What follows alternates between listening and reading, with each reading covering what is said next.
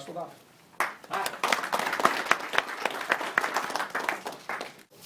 That you have to actually be fit enough to ride your bike.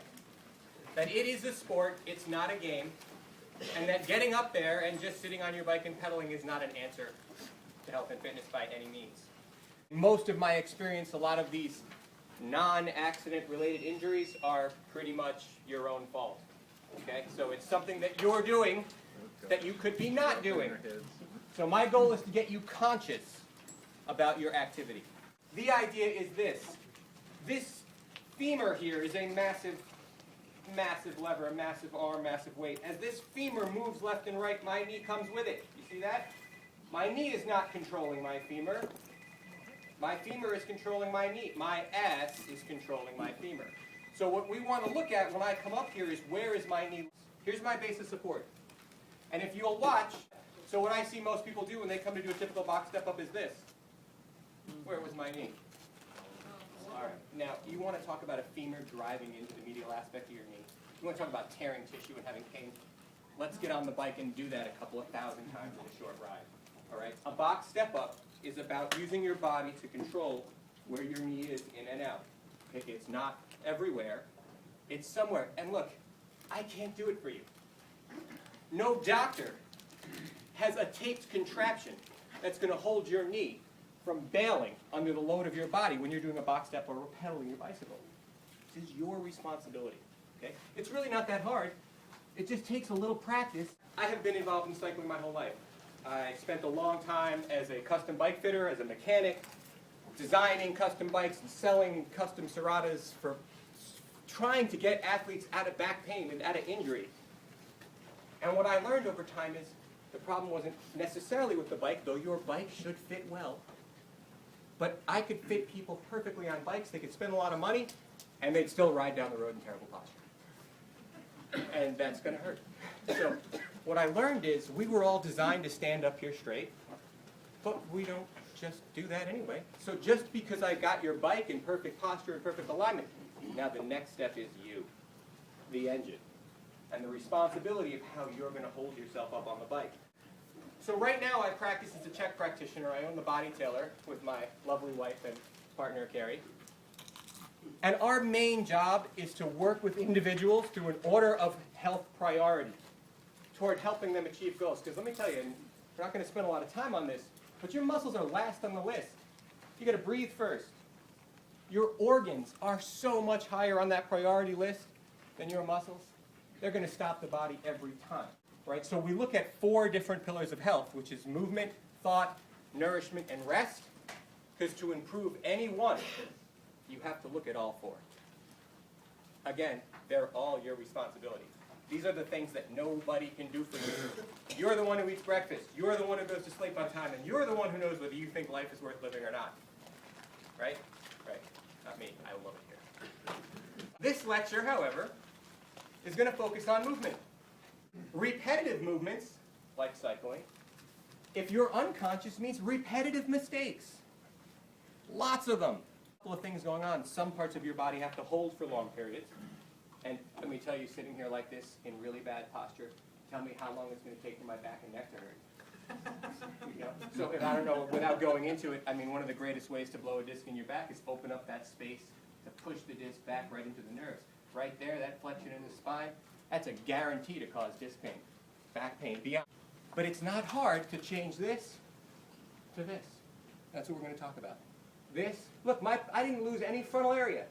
Nothing changed. I look like an athlete. I look like a victim. It's simple. Right? And that's what I see. And after spending thousands of dollars on bicycles and fits, I still see victims. And I say, please, come down, let's work on your deadlift. Really. I don't lay on I'm the last guy in the gym, but really, let's work on your deadlift. Your body is not designed like a building. It's designed to move. Okay? This thing is made for mobility. You have to provide the stability. Okay? It actually holds itself up through tension integrity. Okay? We need to be strong enough to hold ourselves up.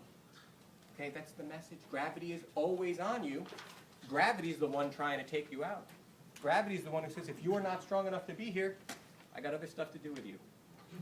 I'll take this bone and skin, and I'll make dirt, and I'll grow this tree, and that'll feed someone who wants to be here.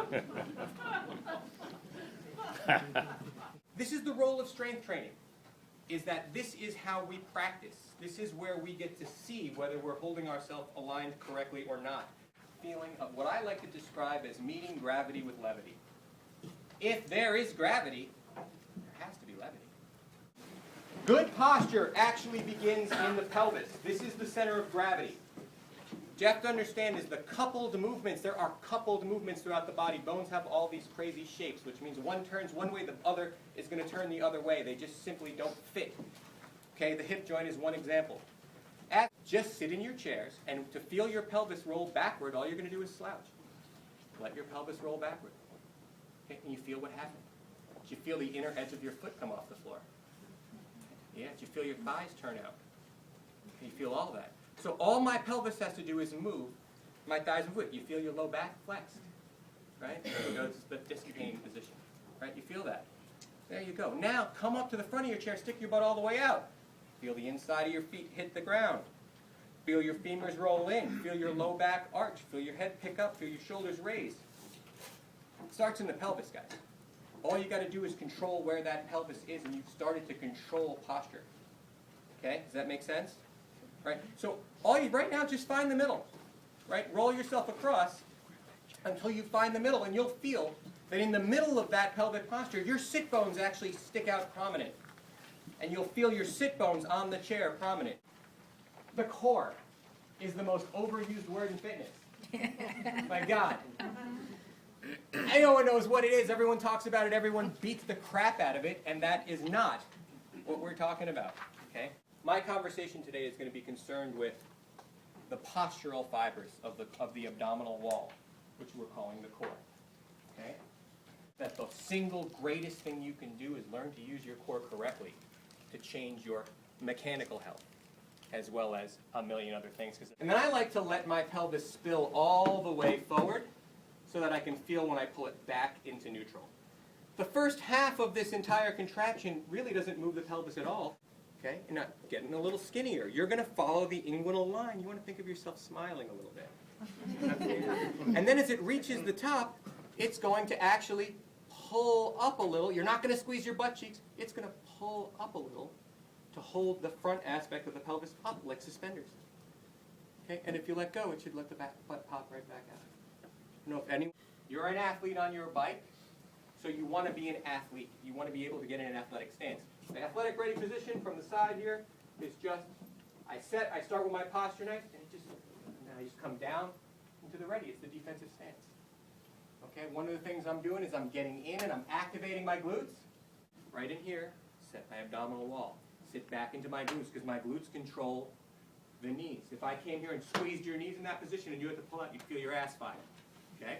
In this position, now I'm just going to reach out and grab the box. That's it. Right? So here's how I practice. I get in front of the mirror, watch my knees, feel my feet. I pick up a weight, and I do deadlifts. Just a few. Just to teach my body what to do. And then I get on the bike and ride. And I say, do I have that form in my body? Well, I'll set my low abs. I'm not working so hard. Easy and even. And I basically just let myself roll forward. Look like a cycling position to you? Until I feel like I have to hold my breath to talk. It's teaching yourself how to be strong enough to ride. Okay? I am suggesting that the vast majority of your pain and injuries are your fault. Both the prophylaxis and the healing are in your control. Don't just sit there. Cycling is a sport and requires an athletic base of operations, right? Like cyclists, like all athletes, we need a small degree of strength training as a teacher. It's teaching us and strengthening the body structure so that we can. I mean, believe me, if you can do a 200-pound deadlift, it's not that hard to ride for an hour. Your back thinks it's easy. Every exercise begins with inner unit consciousness, and the deadlift, box step, and something like the forward ball roll are phenomenal exercises to train a cyclist's core and everything else that you need. The abdominal wall support, when you talked about falling forward, how do I keep the elbows seem to get locked and heavy and the wrist, over a period? I do So 100-mile bike ride, so, here, for example, right, I can actually ride a bike like this in really bad posture and fall onto it. I can actually sit here. I mean, my arms are doing nothing on the bike. I'm using my glutes and my abdominal wall. I mean, this is useless. I don't need the bars because the body is actually perfectly designed. It's strung from here to your knee. Your ass really, I mean, it's like this Mexico thing. The earth doesn't know the line, right? So your lats don't know it's not your ass. So really, you have one muscle that goes from your knee to your shoulder.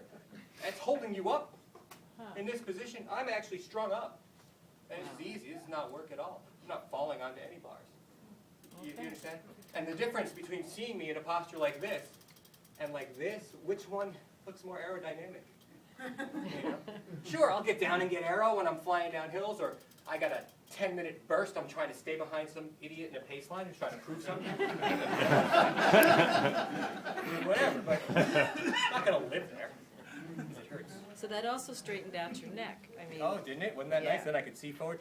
You got to remember, your brain is trying to keep the head and eyes forward, and it's also Yeah. trying to respirate. Okay, so one of the most important things is trying to respirate.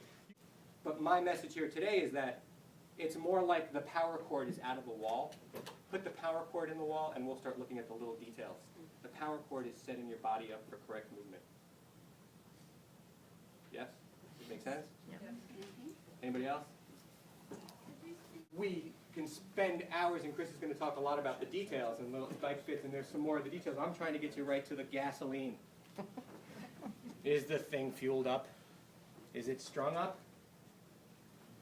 All right. Anybody else? Thank you.